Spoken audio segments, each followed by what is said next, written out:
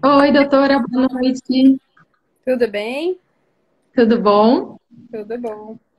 Essa é a parte que eu fico mais aflita, porque eu sou um pouco enrolada com tecnologia. Então, eu sempre acho que eu não vou conseguir convidar, que eu não vou achar a pessoa, que meu dedinho não vai funcionar direito. Eu Depois também eu fico nem calma. sabia, mas aí eu lembrei que quando a gente está vendo, né, tem um botãozinho de adicionar. É, facilita para quem está do outro lado aqui. Doutora, eu nem fiz a introdução ainda, eu vou fazer contigo aí, depois já vou pedir para você se apresentar, tá bom? Tudo bem. Então, boa noite a todos, obrigado por estarem aqui conosco hoje. Eu sou a Andrea, essa é a página Lives MV, uma página onde a gente faz lives sobre as malformações vasculares complexas.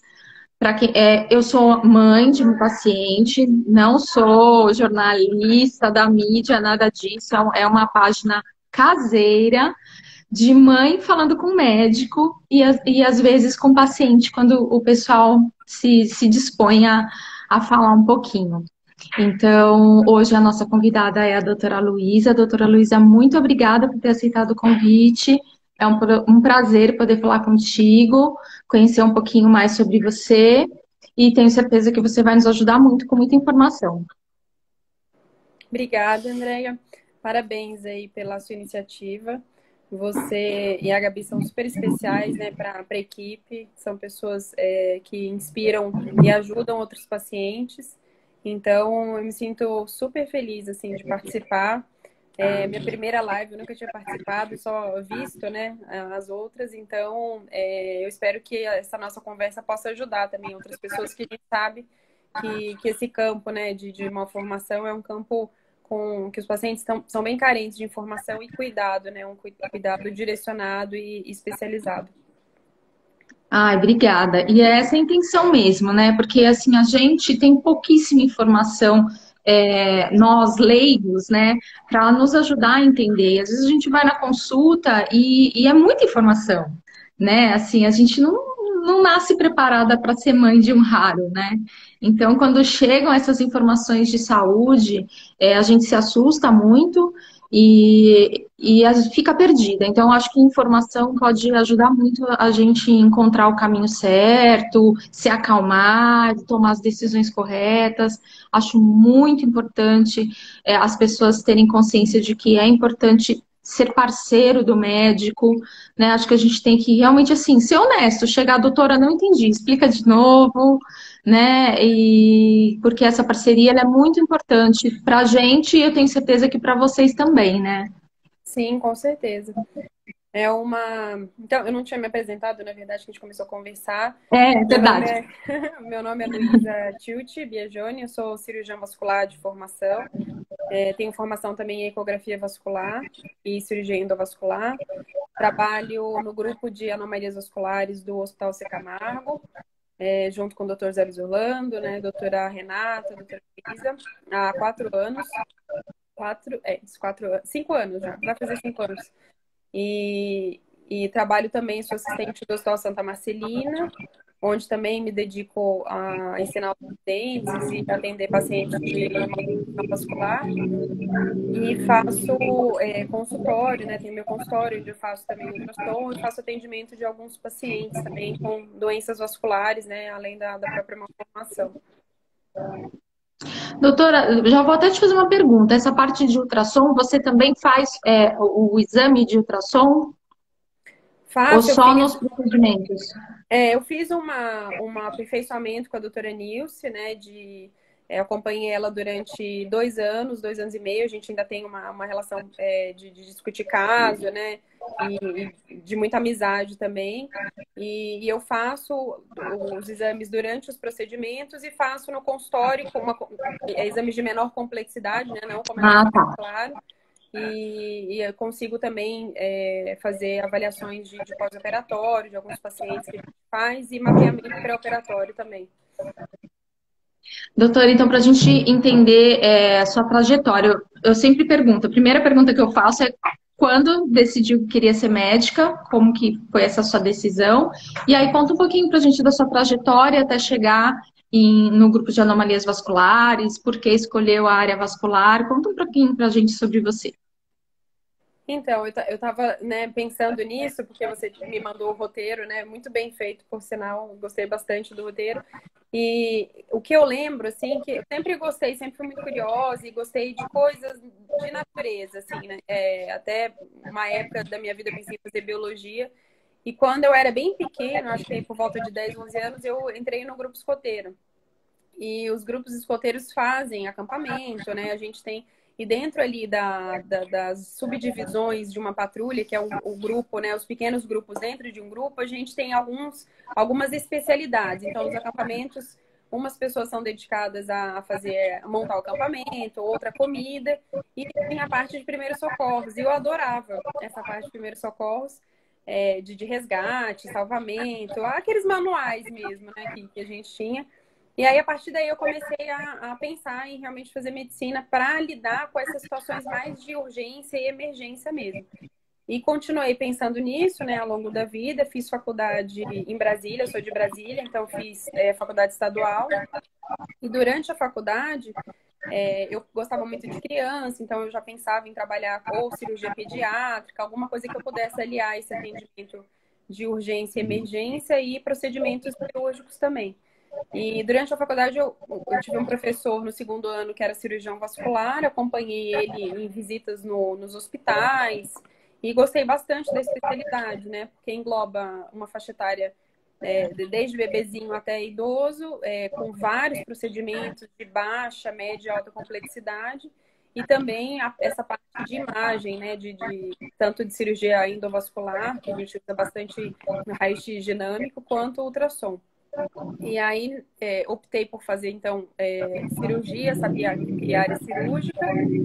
Vim para São Paulo fazer residência, porque eu achava que a estrutura das residências aqui era melhor. E os profissionais que mais me inspiravam tinham feito residência aqui ou eram daqui.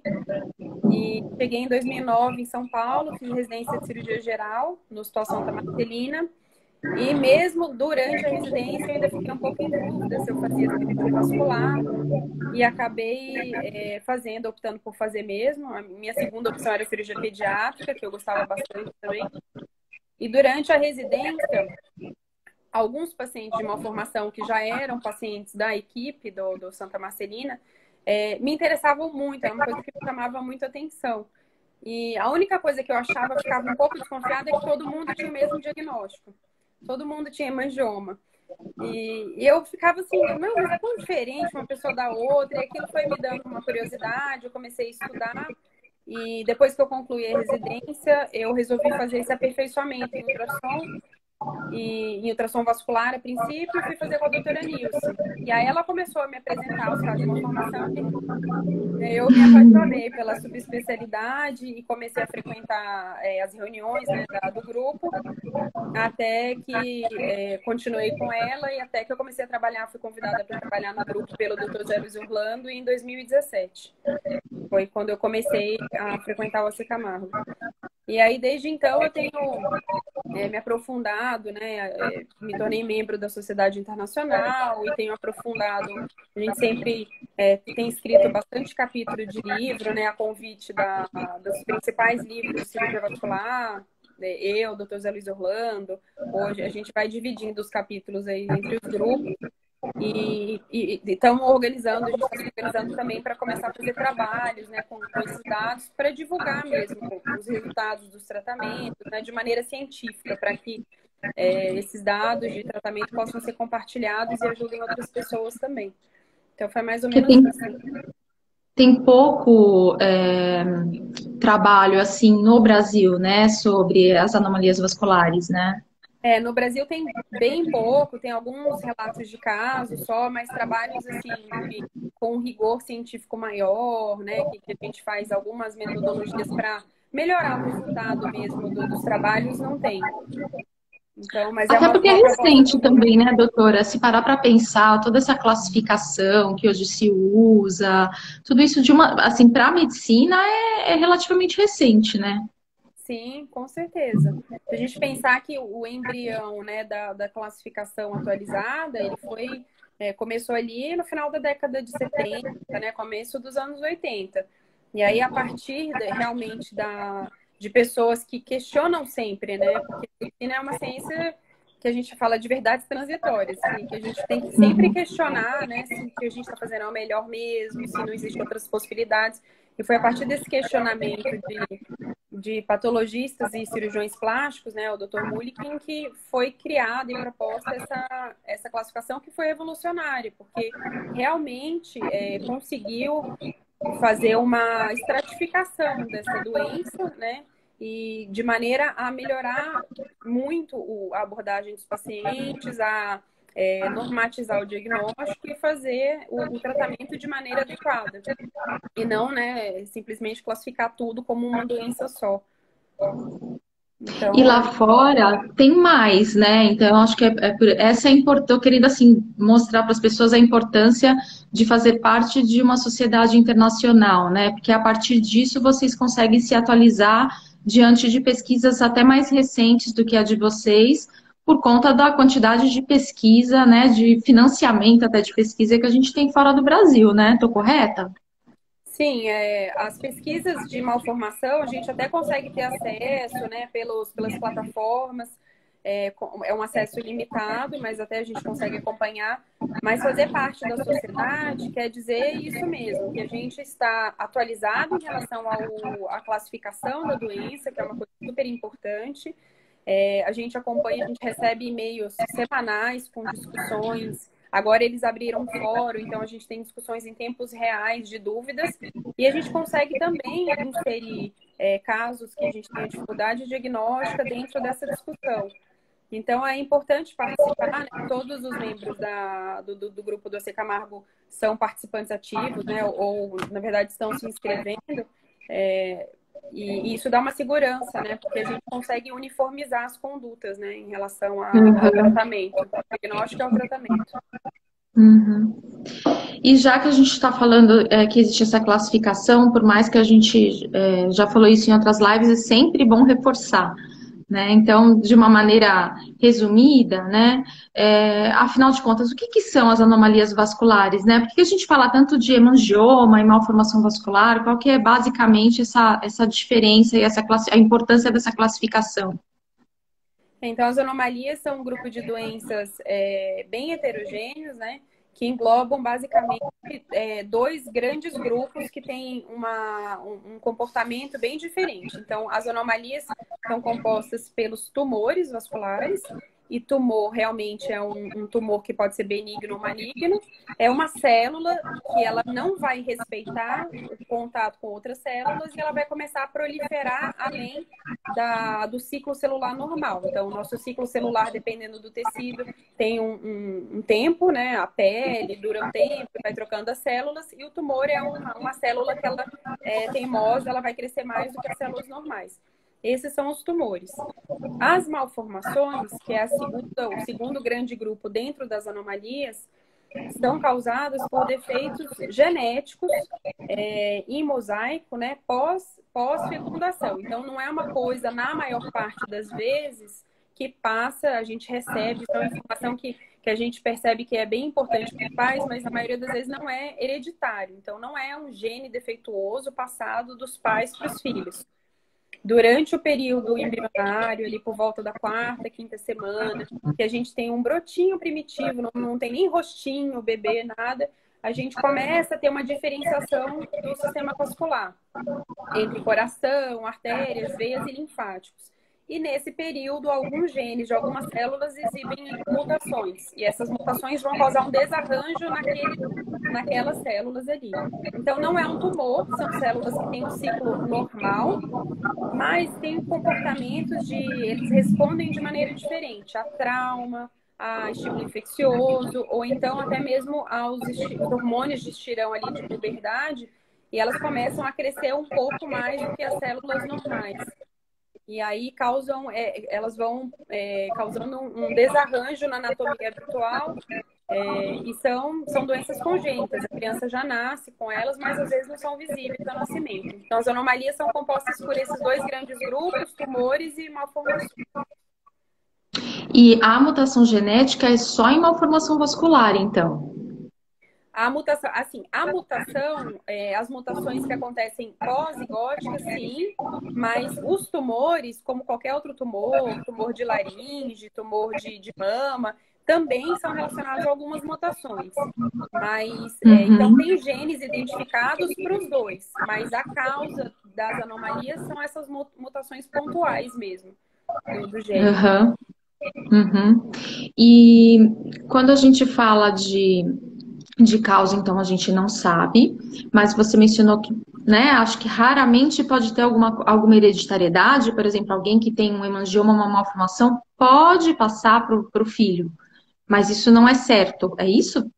Isso, tem algumas síndromes que a gente sabe que tem padrão de herança familiar. Então, por exemplo, a gente vai falar mais para frente de linfedema. Tem alguns linfedemas, Uhum, que aí entraria no grupo de malformação, que tem um padrão de herança familiar. Tem alguns tipos de malformação venosa, que também podem ser, mas é a minoria, é 2%, menos de tá, 5% dos pacientes. tá. E outra coisa que você falou, desculpa, eu saí um pouquinho do roteiro porque eu tenho que fazer todo mundo entender o que está sendo dito. Você comentou de mosaico. O que que é especificamente o mosaico? Quando a gente escuta falar assim, é uma síndrome do tipo mosaico. O que que é o mosaico? O mosaico é aquele desenho, né? Tem várias formas fragmentadas, né? Então, por exemplo, é um desenho que é feito por várias partes diferentes. E em medicina e genética, o mosaico quer dizer que algumas células só são afetadas. E essas células afetadas vão expressar o gene, né, afetado, vai codificar uma proteína que vai expressar um fenótipo, que é uma característica clínica. Então, por Uhum, exemplo, no Klippel ou no linfedema, você tem só aquele membro afetado. Isso que chama mosaico. É uma síndrome em que algumas uhum. células só são afetadas.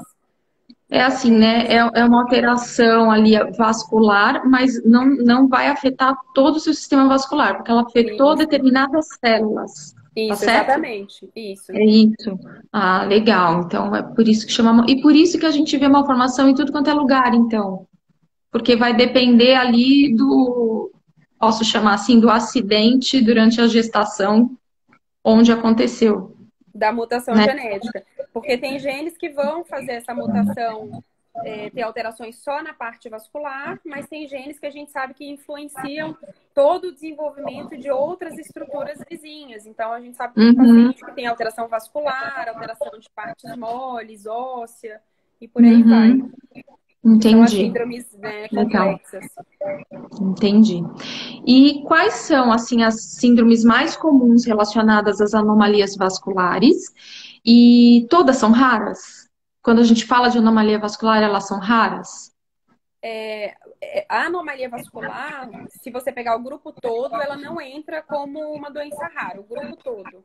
Porque os Tá, hemangiomas infantis, eles são frequentes, eles são o tumor benigno mais frequente da infância. tá. Então, a gente precisa, né, separar um pouquinho, mas as malformações vasculares são doenças raras, né? Aham. Os estudos de prevalência estimam aí, no máximo, 5% de acometimento, né, da população, de 1 a Uhum. 5%, né? Aham, Então, aham. as malformações são mais raras, sim. E quais são as síndromes mais comuns, assim, As mais comuns em consultório? dentro dos tumores vasculares seria o hemangioma infantil, que é aquele que vai começar a crescer ali depois do Uhum. nascimento, né, nas primeiras semanas, e o hemangioma congênito, que é mais raro, mas também a criança já pode nascer com ele. Dentro dos tumores são esses mais comuns. E dentre as malformações capilares e venosas são as mais comuns. Então, são as que a gente vê com mais frequência. Algumas fontes apresentam a capilar e outras a venosa como mais frequentes, dependendo da população estudada. E aí, dentro, né, a gente escuta muito falar que o diagnóstico principal é clínico. Depois do clínico, o principal é a imagem. Qual o papel do exame de imagem no diagnóstico das malformações? O exame de imagem, principalmente os exames não invasivos, né, como ultrassom com Doppler, feito por pessoas especializadas, a radiografia e os exames de ressonância, hoje em dia a gente tem usado bastante, eles são um exame de triagem para, primeiro, tirar dúvidas pontuais, né, sobre o diagnóstico. Então, alguns pacientes a gente tem um quadro clínico que é um pouco diferente do habitual, lesões que podem ter um componente mais profundo. Então, a gente sempre faz essa triagem com o exame não invasivo, né, de preferência nas crianças menorzinhas, mesmo com ultrassom. O raio-x ele é importante ainda para avaliar diagnósticos diferenciais, como tumores ósseos, alterações ósseas ou invasão óssea, né, de uma lesão maior, e até para estimar a diferença de crescimento dos membros. E a ressonância, mais atualmente, tem sido usada para fazer uma dimensão dessa lesão inicial. Quando a gente tem suspeita de lesões intracavitárias em áreas que o ultrassom é difícil de acessar, né? Cabeça, por conta da calota craniana, cavidade, que o ultrassom tem bastante dificuldade por conta das alças intestinais, pulmão, tudo isso a gente precisa fazer exames como ressonância, raramente tomografia. Então, mas o diagnóstico mesmo, a hipótese diagnóstica, ela é feita pela uma anamnese bem feita e exame físico adequado. Não precisa de um monte de exame, né? Não. Já falaram sobre isso aqui. E agora vamos falar mais de malformações vasculares, né? Mesmo dentro de malformações vasculares, a gente sabe que tem, né, diversas malformações vasculares, né? Tanto de venosa, arterial, linfática, se é profundo, quais são os principais tratamentos, né? Por que eles diferem uns dos outros? Então, a malformação, ela vai alterar, como eu tinha explicado, algum tipo de vaso. Às vezes altera só o capilar, que são os vasos mais superficiais da pele. Às vezes altera as veias, às vezes altera as artérias e às vezes os linfáticos, que são dois tipos de vaso que circulam sangue e um tipo de vaso que circula linfa. Às vezes todos ao mesmo tempo, às vezes conjunto de 2 ou 3. Para as malformações capilares puras, que são aquelas manchas rosas, que são frequentemente diagnosticadas como hemangioma, o que a gente tem feito de tratamento é o laser, alguns tipos de laser, para reduzir essa mancha, né, essa malformação. E alguns pacientes que têm as malformações capilares associadas a outras complicações, a gente também tem feito algum tipo de terapia-alvo. Para paciente de malformação linfática, dependendo da extensão, a malformação linfática, ela pode ser só de cistinhos muito pequenos ou cistos muito grandes. A gente também pode fazer um tratamento clínico, né, com prevenção de infecções, fazer tratamentos de embolização com agentes esclerosantes e também fazer tratamento de terapia-alvo para regular complicações sistêmicas. Malformação venosa e linfática, elas são parecidas, porque a gente chama de malformação de baixo fluxo. Então, a malformação venosa também, da mesma maneira, a gente tenta fazer um suporte hematológico, que às vezes os pacientes têm trombose, né? Então, a gente pode lançar mão de anticoagulante, de elastocompressão, de compressão com meio elástico, braçadeira elástica, e também a aplicação de agentes esclerosantes nas regiões de malformação venosa. As malformações arteriais ou arteriovenosas são as mais desafiadoras, porque elas podem complicar muito rápido e podem levar a complicações muito graves. Então, nesses casos, a gente tem que fazer um tratamento intervencionista. E aí é um pouco diferente, porque precisa fazer cateterismo das artérias e injetar algumas substâncias para fechar mesmo as áreas de comunicação, né, as áreas de anomalias arteriais e arteriovenosas. E você falou agora de medicamentos esclerosantes, né? Existem vários, né? Existem já, assim, uns que já estão fora de uso, outros mais atuais. Para cada um, para cada tipo de lesão. Como que é isso, assim, de uma maneira geral, para nós leigos aqui? Então, existem esses medicamentos, eles tentam, o objetivo é que eles causem lesão da parede das estruturas anômalas e fibrose. Existem basicamente 3 a 4 tipos de medicações, né? A primeira, que era utilizada antigamente e ainda é utilizada em alguns centros, é o álcool absoluto. Ele tem um efeito muito bom, uma eficácia muito boa, tem bastante estudo utilizando o álcool, mas ele tem um risco de efeitos colaterais também muito grande. Então, atualmente, no nosso centro, a gente procura não usar. E só usa quando realmente tem necessidade, por conta dos efeitos colaterais. Mas já foi muito usado em alguns lugares, alguns centros nos Estados Unidos e na Europa ele ainda é utilizado. A segunda substância seria o polidocanol, que fora é chamado de STS, que tem essa diferença, que é basicamente transformado em espuma. E essa espuma, ela tem uma ação detergente, também vai causar essa esclerose. E o polidocanol, ele é mais usado para terapia de malformação venosa. O álcool, ele é usado para venosa e para malformação arteriovenosa em alguns serviços fora do país. O ableomicina é uma medicação mais atual. Ele é um antimicrobiano, na verdade, mas que tem uma ação quimioterápica, é usada para alguns tipos de câncer. E ele vem sendo usado para malformação venosa e linfática, porque ele tem uma ação antiproliferativa e esclerosante também.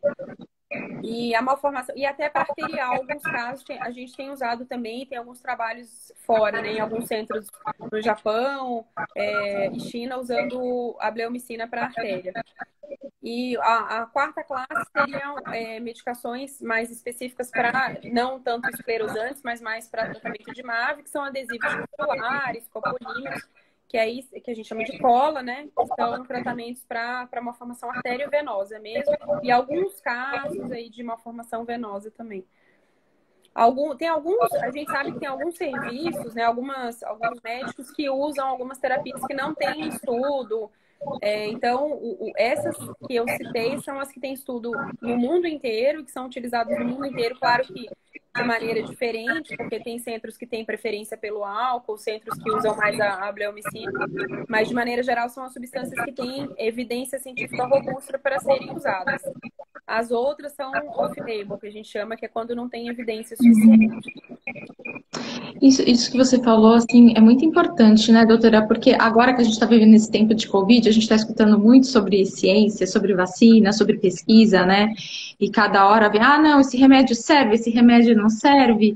E você escutando, agora escutando bastante o jornal, eu consigo até entender o que você está dizendo, né? Assim, que é importante a gente prestar atenção, porque se só aquele médico está usando aquele medicamento, né? Assim, será que é o mais atual? Será que ele tem pesquisa suficiente? Porque às vezes ele fez lá uma pesquisa, né, num grupo de pacientes e para ele aquilo é bom. Mas se é tão bom, por que que não virou uma pesquisa e outros médicos estão usando? Acho o que eu estou dizendo aqui é um alerta para os pais, né? Tomar cuidado e se informar sobre o que está sendo usado no seu filho.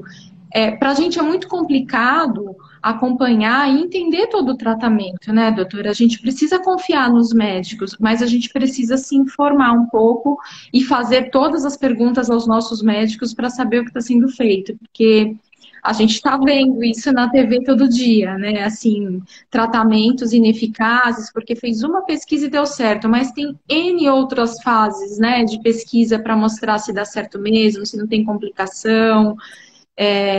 Eu tive uma experiência com a minha filha, não com medicamento esclerosante, mas com um tratamento que foi feito num lugar de ponta, mas com um equipamento errado. Então, não foi o mesmo resultado. Como eu já usava o outro serviço, eu consegui ver na prática que não funcionava, né? E também, assim, já fiz tratamento com médicos de ponta também, e que, como não tinha a expertise de vocês, acabou tendo um resultado diferente, né? Então, não que não tem, lógico que tem excelentes médicos por aí, além da equipe do AC, não estou aqui simplesmente dizendo que só existem vocês, mas assim, o que eu estou querendo deixar de recado para os pais é assim, pesquisem, se informem, para não cair no... Às vezes o médico é até ingênuo, que às vezes está querendo te ajudar, né? E tem uma história de uma pessoa aí bem pública entre nós, que o médico achou que podia simplesmente tirar aquele tumor, aquela malformação, e quando mexeu, sangrou, sangrou, sangrou, e a pessoa passou por um risco e não resolveu. Então, Desculpa, acabei desabafando aqui, mas assim, a sua fala me lembrou isso, assim, isso me preocupa muito, assim, a gente como pais, infelizmente, além de cuidar dos filhos, tem que ter essa preocupação de se informar, assim. Tem algumas perguntas aqui que fizeram, eu vou interromper aqui nossa lista para responder. Rafa Lima perguntou: o hemangioma congênito é o que não regride? O congênito, ele pode regredir. Ele é subdividido em tumores que regridem totalmente, parcialmente ou que não regridem. Tem esses três E é difícil, subtipos. né, doutor, esse acompanhamento, né? Dizer que não regride, né? Sim, quando não regride, o que a gente tem feito com bons resultados é a cirurgia plástica depois do desenvolvimento, né? Do término do desenvolvimento da Uhum, criança, ou uhum, precoce, caso esteja em alguma área que prejudique, né, o desenvolvimento normal, né? uhum. E a Nata Morenita pode ter linfangioma e hemangioma junto? Não, o linfangioma, na verdade, é um termo que a gente não recomenda mais que seja usado, porque ele tem essa terminologia oma, que remete a tumor, e ele não é um tumor, ele é uma malformação linfática, geralmente macro e microcística, né? Então, não, é bem raro ter hemangioma junto com uma formação linfática. A gente até vê alguns casos, mas na maior parte dos casos, esse hemangioma está diagnosticado de maneira errada. Foi nomeado, né? O diagnóstico, na verdade, é outro. Geralmente é a malformação venosa, né? Que você Venosa, comentou, tem o isso, linfático, um venoso. venolinfática. Tá. E mais uma aqui, a Andrea. Minha filha tem hemangioma, má formação capilar, mas tem muita queixa de dor no fêmur. É possível ter hemangioma no osso? Há um exame para detectar isso? Hemangioma no osso é possível, mas se ela tem malformação capilar, também, provavelmente ela deve ter uma malformação venosa associada, porque hemangioma ósseo é bem raro e geralmente, assim, a gente já teve alguns casos com dor, mas geralmente eles são assintomáticos e são mais comuns nos corpos vertebrais da coluna, né? Não no fêmur. E diagnóstico, sim, existe a possibilidade de fazer ressonância para o diagnóstico, né? Exames de imagem para avaliar o osso. O ultrassom não consegue avaliar o osso. E qual seria o hemangioma cavernoso? Esse é um termo antigo, né? A gente não usa mais, É, né? o hemangioma cavernoso é um termo que era usado para quando o hemangioma era extenso e tinha um componente profundo. Hoje em dia é uma nomenclatura errada também. A gente, é frequente, né, André, a gente falar que é errado, tudo, e o paciente faz uma biópsia e vem um laudo de hemangioma. Ou faz o exame e vem um laudo de hemangioma. Isso acontece por quê? Porque como é uma doença rara, as pessoas, elas não, apesar da classificação ter sido já publicada na primeira vez, né, em 1980, finalzinho dos anos 80, ela não é disseminada. Então, os médicos acham que qualquer tipo de lesão vascular atípica é hemangioma mesmo. Então, a gente tem bastante problema em relação a isso. Então, geralmente, a gente faz revisão de lâmina lá no C. Camargo, o patologista especializado nisso avalia a lâmina, para quando a gente tem dúvida, quando a gente realmente sabe que não é e que a lâmina, o diagnóstico patológico está errado, a gente só comunica isso ao paciente. Mas não Aham. acreditem em laudo de patologia, de serviços que não têm experiência, infelizmente. Claro que tem médicos já É. se atualizando, a gente recebe alguns laudos de fora certinhos, mas mesmo assim não quer dizer que porque a biópsia veio como hemangioma e porque o laudo da ressonância, o ultrassom veio como hemangioma, que realmente é um hemangioma. Eu não lembro qual médico foi, mas em alguma das lives até comentou que também tem um problema que às vezes lá na lista lá de itens que ele tem que escolher um para colocar, só tem o que tem mais próximo é hemangioma, né? Eu não sei se isso é um problema no Brasil, como um todo, assim, o nosso sistema de saúde ele demora para ser atualizado, né? Assim, a gente quando olha ao Roda ANS, tem tratamento lá que já nem se usa mais e Sim, está lá no rolo. E aquele que está sim. sendo usado. Então, às vezes, até para você pedir um exame, às vezes o médico tem que escrever outra coisa para o plano aprovar para você fazer. Então, a gente tem esse problema de nomenclatura para ajudar nessa confusão, né? Sim, é verdade. Tá certo, é mesmo. Tem mais uma pergunta aqui. Há a possibilidade de fazer escleroterapia com álcool por catéter ou só por fora? Por fora? Por fora eu acho que é punção direta, né? Por catéter é feito com, assim, os centros, tem centros nos Estados Unidos, o Dr. Yates, né, é o principal propagador aí das embolizações com álcool, e na Europa também, a doutora Isis Balgmar Suíça, né, tem alguns centros que fazem, e eles fazem por cateterismo, sim, fazem a injeção de álcool após cateterismo da artéria, é um detalhe técnico, né, e fazem a injeção dentro da lesão, sim. E aqui a gente faz? Não, o nosso grupo não tem mais usado álcool, pelos efeitos Tá. adversos, como Uhum. ulceração, hemólise, colapso cardiocirculatório. Então, a gente prefere usar realmente a bleomicina para lesões venosas mais extensas, né? E para Uhum. MASH, É a ainda gente... usado em alguns serviços, mas existem medicamentos melhores para ser usado ultimamente, mais seguros, né? Mais Vamos dizer assim, não seguros, isso. melhores. Tá. Bom, voltando aqui. Eu queria que você falasse um pouquinho qual a importância do sistema linfático, né? E o que a malformação linfática interfere na nossa saúde. E ainda vou colocar mais uma pergunta aqui. Existem diferentes tipos de malformação linfática? Porque eu fico com essa história de a gente não poder mais falar linfangioma, eu fico um pouco confusa com essa história de linfangiomatose, linfedema. Explica um pouquinho para a gente sobre o sistema linfático. Então, o sistema linfático é um sistema que não é conhecido, né, pela maioria das pessoas. Eu não sei se na escola a gente passa batido, e a gente sabe que existe coração, pulmão, artéria e veia. O linfático, na verdade, ele tem sido até valorizado dentro da prática médica, porque ele tem um papel fundamental na absorção de líquido, porque a gente sabe que o líquido ele corre dentro da circulação junto com os elementos figurados do sangue. Mas tem líquido, tem proteínas, e esse líquido ele sai. Os vasos, eu falo para os pacientes que os vasos da gente não são tubos de PVC, eles são mais para malhas, né, com pequenos furos, e existe essa permeabilidade que é saudável, até para as células de defesa poderem chegar nas áreas de infecção. E o linfático, ele faz toda a reabsorção desse líquido. E ele tem linfáticos, né? Eles são vasos bem, bem fininhos, em formatos como se fossem dedinhos, e ele forma pequenos vasos, e esses vasos, eles conduzem essa linfa para estações linfáticas, que são áreas com linfonodos ou ínguas, presentes na região da virilha, região do pescoço, né? São as áreas que têm mais concentração axilar também, mais concentração de linfonodo. E a circulação linfática ela é fundamental para isso, para essa regulação da circulação de líquido. Ela é bem importante também para a absorção de substâncias, né, vitaminas, toxinas, limpeza dessa bactéria que fica circulando ali, porque a gente tem bactéria o tempo inteiro, bactéria, vírus entrando.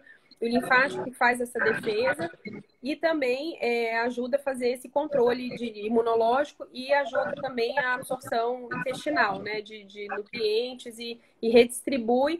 E na região superior clavicular, todo o líquido que é absorvido pelos membros inferiores, intestino, membros superiores, ele acaba voltando, né, do lado direito e esquerdo para as veias. Então, é uma circulação fechada, mas que faz essa parte paralela super importante de regulação de líquido, de defesa mesmo, e regulação de algumas substâncias, né?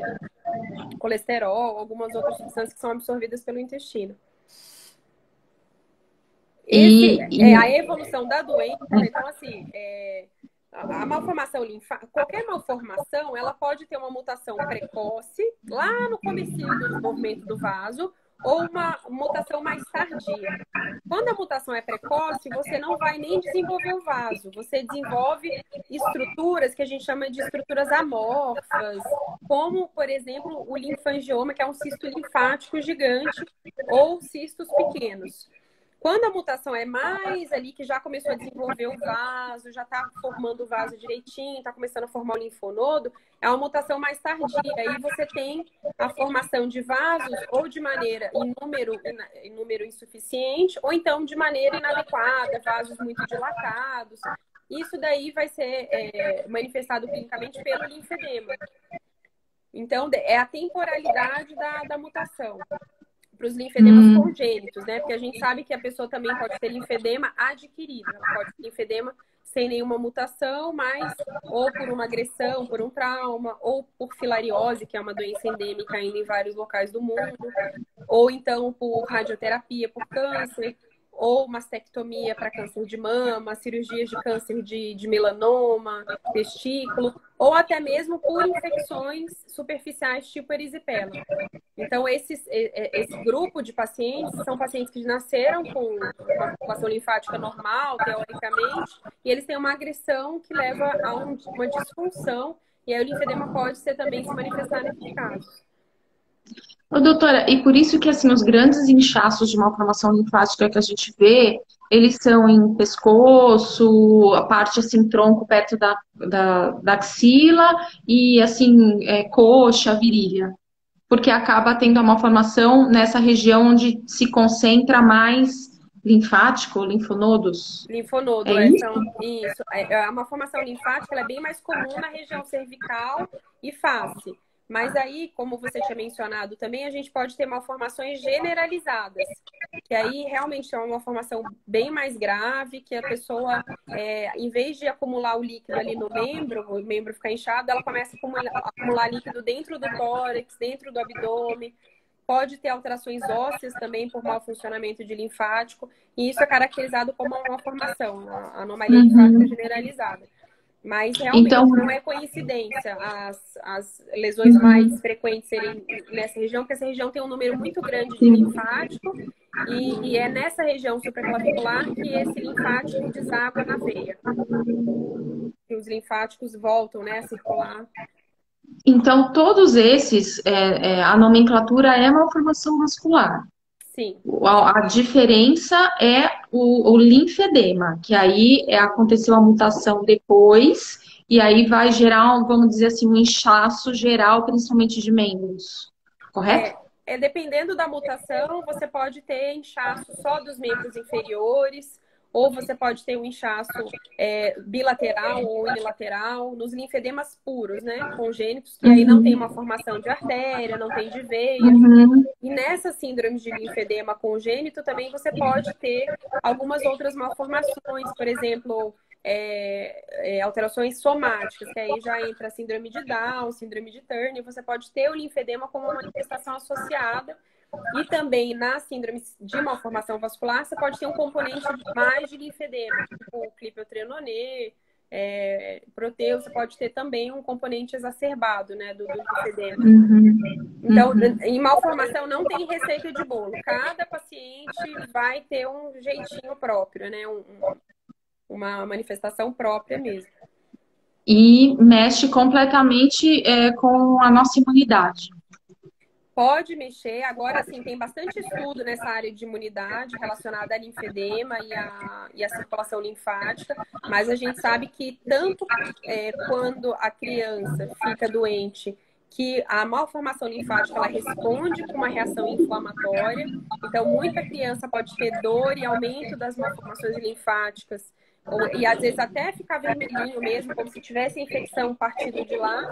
Elas podem ficar transitoriamente, depois de uma infecção de vias aéreas superiores, depois de uma amidalite, quanto ter uma infecção primária ali da circulação linfática, e isso até acabar levando a uma infecção generalizada. Então, ele tem um papel, como é um edema rico em proteína, em células de defesa, você acaba tendo uma proliferação bacteriana.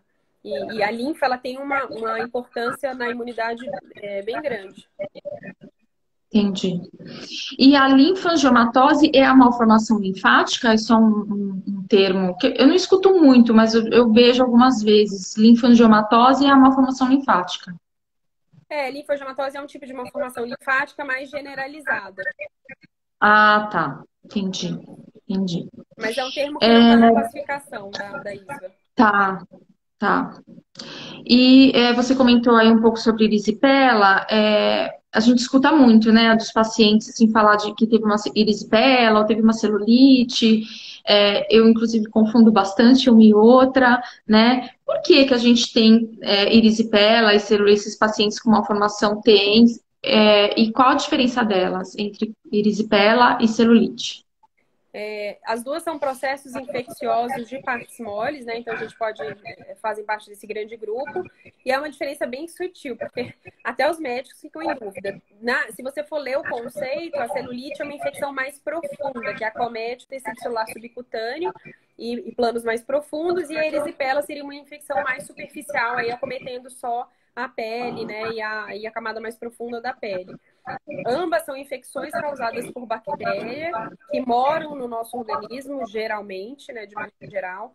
A gente tem mais célula bacteriana do que célula própria. E essas bactérias, na maior parte das vezes, né, que é chamado de microbiota, elas fazem regulação, elas ajudam a regular a imunidade. Mas nos pacientes que têm uma formação linfática e linfedema, eles têm, a gente chama de meio de cultura. Então, eles têm um líquido ali parado, né, com pouca circulação, um líquido inflamado, porque é um líquido que começa, que não era para estar parado ali, então começa a ocorrer uma reação inflamatória mesmo, e isso faz com que a pele fique mais permeável à entrada dessas bactérias, e alguns pacientes têm machucados, né? Que aí isso aumenta muito a penetração de bactéria arranhão, o cachorro arranha, o gato arranha, ou tem uma micose entre os dedos, e isso vai ser uma porta de entrada. Então as pessoas têm infecção porque todo mundo é colonizado, não precisa ficar passando clorexidina, esterilizando o corpo, né? Não precisa disso, que essas bactérias, na maior parte das vezes, são boas, mas elas encontram ali um meio de cultura, né? Eu falo para os pacientes que é uma piscininha ali de diversão e elas começam a proliferar. E como o paciente tem, às vezes, né, quando tem uma formação linfática, tem vários cistos juntos, isso faz com que exista ali uma falta de controle para barrar essa infecção, né? Então, você tem um ambiente ideal muito extenso para que a infecção prolifere, e no linfedema a mesma coisa, né? Imagina, você tem todo um acúmulo de líquido ali do dedinho do pé até a perna, a coxa, às vezes, e a bactéria vai proliferar. Entendi. Quando a Gabi era menor, agora ela já tá adulta, né? Mas eu falava assim, resolveram fazer festa, né, Gabriela? Acharam aí um cantinho, resolveram se reunir, fazer uma festa, tá montando aí um projeto habitacional, a gente precisa acabar com isso daí. E depois que tem, parece que fica mais recorrente, né, doutora? Parece que é verdade isso ou é só sensação? Não, é verdade, porque assim, a partir do momento que a bactéria se instala e ela causa essa reação inflamatória e infecciosa, existe uma piora desses linfáticos que ainda estão funcionando. Então, existe uma fibrose desses linfáticos que estão funcionando. Isso vai causar uma piora da retenção de líquido, uma piora de reação inflamatória, e aí isso pode ficar mais recorrente, sim. É muito mais por isso do que porque a infecção não foi curada de maneira adequada. Claro que, às vezes, realmente a infecção não é curada de maneira adequada, né? Antibióticos inadequados, às vezes é um paciente que tem alguma doença, uma erisipela de recorrência, ou pegou infecção quando estava hospitalizado, aí realmente são infecções mais graves. Mas, de maneira geral, infecções que a gente fala de domiciliares, os pacientes, eles vão recorrer porque piora o inchaço mesmo. Uhum. E hoje, o que a gente está usando mais, no caso das malformações linfáticas assim, complexas, é o sirolimus? Sim, para os pacientes que têm manifestações, né, que têm lesões extensas, ou têm infecções de repetição, ou deformidade que não podem ser tratadas só com uma escleroterapia, né, com a embolização com bleomicina ou com OK.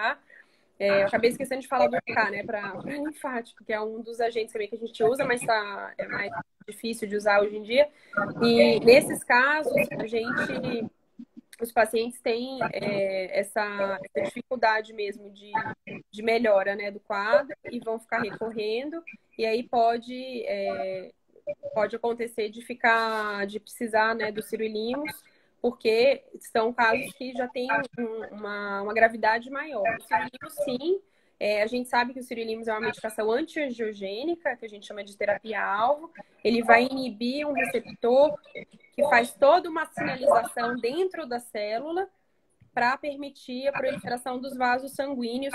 E aí isso faz com que essa malformação que quer crescer ali ou quer proliferar, ela se comunica de maneira diferente, faz com que ela reduza, a gente consegue até reduzir volume e reduz sensivelmente o número de episódios de infecção, de complicações, às vezes até conseguindo reduzir também o volume do membro, né? E além do cirulimos, tem alguma outra terapia-alvo sendo usada? Para malformação linfática, não tem algum. Assim, o cirílimus também é usado para anomalia linfática generalizada, mas o linfático, a maioria é mutação daquele gene, né, que a gente chama de PIK3CA, e aí eles respondem muito bem aos cirílimos. Existem algumas medicações em estudo ainda que são mais. Elas bloqueiam mesmo o receptor relacionado a esse gene. E aí talvez tenha uma resposta, mas os estudos são mais em Clovis, né? Síndrome de Clovis, que é uma síndrome mais complexa. Mas talvez tenha algum papel, sim, para uma formação linfática. A gente sempre fica nessa expectativa, né? O futuro é a terapia-alvo. Pelo que eu entendi, assim, um pouco que eu já vi, a gente está descobrindo qual é o gene de cada malformação e aos poucos eles vão desenvolver ou descobrir remédios já existentes que possam ser usados para esses genes alterados. É isso? Sim. É bem difícil, né, fazer o diagnóstico desses genes, porque como essas mutações estão presentes só naquelas células da malformação, e as células vasculares, elas têm poucos núcleos com pouco DNA.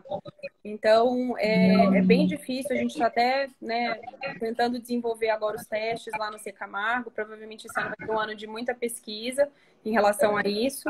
E fora, a gente sabe que o pessoal faz bastante, mas também não faz de maneira rotineira, porque é um exame que tem alto custo e que em alguns pacientes não vai mudar a conduta do tratamento. Mas sim, a tendência é agora tentar realmente avaliar cada mutação e tentar ter essas terapias para os pacientes mais complexos, né? Para os pacientes que não tem mais opção, ou que a opção de embolização ou até cirurgia associada não conseguem oferecer uma melhora do quadro e melhora da qualidade de vida. Você não sabe como isso me deixa feliz, porque eu imagino para o pessoal mais antigo, que minha filha tem 19 anos e quando ela nasceu não tinha nada disso. E eu sempre prometi para ela que a medicina ia se desenvolver e com o tempo a gente teria medicamentos, né? E eu imagino então para quem nem é mais antigo e não sabia disso, né? Então acho que o futuro ele é bem promissor, né, para esses pacientes de malformação, né, doutora? Além de tudo, um tratamento bioral, né? Então isso é a melhor notícia que a gente poderia ter agora. E agora, ok, assim, pelo menos nós aqui leigos, né, estamos sabendo disso de 2019, 2020 para cá, né? Sim, com exceção do Ciro Limas, que já tem um pouquinho mais de tempo, mas até aí eu achava que o Ciro Limas era um acidente pronto, e agora não, agora a gente está tendo, né, começando a ter teste genético, isso é muito legal, assim, essa é acho que é a grande notícia, né, para as malformações vasculares, né? Sim, é mais uma opção, principalmente para os pacientes graves. A gente sabe que a terapia-alvo, ela não vai mudar a mutação no gene, isso é impossível, né? Você mudar. Talvez mais para frente a gente consiga também ter esses vetores, né, virais que conseguem consertar o gene. Isso daí está tendo já em algumas doenças na medicina, mas a terapia-alvo é mais para controlar o dano que essa mutação causa. Então, ele vai controlar essa sinalização, porque a gente sabe que a genética ali, o gene é a receitinha do bolo, né? Como que o organismo vai colocar a farinha, o leite, o açúcar, tudo, e como que vai resultar no produto final o bolo, é diferente para cada paciente. E aí, a terapia-alvo, ela vai entrar nesse aí, ó. Tá, tudo bem que você tem uma receita, mas você não vai fazer o bolo. Então, se você vai fazer o bolo, seu bolo vai ficar fraquinho, pequenininho, não vai... Nada com muito impacto para o paciente. É isso que a terapia-alvo vai fazer. Mas com certeza, sim, está tendo muito estudo, tem estudos já de muito boa evidência com cirulimus, não é uma terapia experimental, né? O Sirolimus, ele tem ensaio É, clínico já randomizado com alguns pacientes, mostrando muito bom resultado para algumas doenças que a gente já tinha realmente perdido, né? A possibilidade de oferecer uma melhora dos sintomas, da qualidade de vida. E essas novas medicações ainda são citadas, né? Ano passado, no congresso do ISVA, foram citadas experimentalmente para alguns casos. Foi publicado essa outra medicação, chamada Alpelisib, né? Para Clóvis, foi publicado numa revista super importante que chama Nature, que é uma revista muito, muito boa de medicina, em 2017 ou 2018, e agora o que a gente vai tentar é realmente aumentar a confiabilidade dos testes genéticos, né, e tentar realmente fazer esse diagnóstico para oferecer essa terapia para esses pacientes que têm doença mais complexa. incrível, incrível. Nosso tempo está acabando, mas eu consegui, ó, terminar minha lista aqui. Estou muito Ah, feliz. Foi legal. muito, muito, muito produtivo mesmo. Dava para ficar mais uma hora aqui, mas foi muito Nossa, passa produtivo. super rápido, né? Passa, passa mesmo. Então, como eu fico sempre com medo do Instagram derrubar a gente, já vou te agradecer. Foi Imagina, muito, obrigada a muito você. produtivo mesmo, muito proveitoso. Te agradeço assim muito de coração por essa disponibilidade de estar aqui falando com todo mundo. E vou deixar os últimos minutos para você, te perguntando qual é o conselho que você dá para todos os seus pacientes. O conselho, sempre quando a gente faz uma avaliação inicial, né? E eu aprendi muito com o Dr. Zé Luiz e com a doutora Nilce, né? Que estão. O Dr. Zé Luiz está há mais de 20 anos, né? A doutora Nilce está mais de 10 anos trabalhando, a Renata também mais de 10 anos, a doutora Luísa, que fundou o núcleo junto com o doutor Curado. Eu falo que eu sou a bebê do grupo, assim, mas eu aprendi muito com eles. E o mais importante de tudo, né? Porque técnica a gente lê, a gente aprende, mas o mais importante de tudo é ter essa disponibilidade para lidar com pacientes que são tanto as crianças, né, quanto adultos, mas as crianças também junto com a família, que vêm completamente angustiadas, que vêm com vários diagnósticos errados, várias condutas cirúrgicas ou tratamentos que levaram a complicações. Então, ter essa tranquilidade para esperar, né, a pessoa na consulta falar, explicar o que aconteceu, e depois a gente fala assim, olha, vamos organizar, né? Fala para os pacientes, vamos organizar a vida, porque tá tudo bagunçado. E a gente começar a desconstruir isso tudo do zero e a realmente fazer todo esse planejamento individualizado para o paciente, dando todas as opções de tratamento clínico. Às vezes não precisa tratar, não é todo mundo que a gente trata já na primeira consulta. E depois dos tratamentos, sempre reavaliando a eficácia, se existe algum método diferente, e ter esse comprometimento mesmo, sabe? De passar tratamentos que são seguros, que têm evidência científica. É só fazer o que a gente tem certeza que vai melhorar. Porque malformação, eu falo aos pacientes, não é tumor, mas se a gente trata ela de maneira inadequada, ela tem um comportamento muito ruim. Então, assim, ela piora muito, ela pode, né, causar úlcera, pode piorar a dor. Então, a gente só pode realmente fazer o que dá benefício para o paciente, que melhora a qualidade de vida. Então, o conselho que a gente dá é sempre tentar achar profissionais que têm experiência no tratamento. Eu sei que tem muita gente que não tem acesso, né? Existem outras pessoas pontualmente né, que podem ajudar e que têm acesso a gente também. Mas sempre tentar procurar pessoas que têm segurança, né? E não sempre procurar segundas opiniões, né? Caso alguém já indica alguma coisa de cara. Tratamento cirúrgico na minoria dos casos, né, que a gente indica. Então é isso, assim, é uma doença rara, mas existe gente preparada para dar suporte. Então tá bom. Doutora, muito obrigada mais uma vez. Foi ótimo, adorei. Agradeço imensamente. Uma boa noite e até a próxima. Boa noite, obrigada pela presença de todos. Eu vi que o Dr. Zé Luiz entrou aqui, está fazendo um comentário. Ai, obrigada a A todos Renata que estão também. assistindo. Foi muito Um bom mesmo, e beijo. qualquer dúvida a gente vai conversando. Ah, então tá bom. Gente, Tá bom? obrigada por todo mundo que ficou com a gente até agora. Boa noite Vou Boa fechar noite. aqui. Obrigada, gente. Obrigada, doutora. Nada, Tchau, imagina. tchau. Boa noite para todo mundo. Tchau.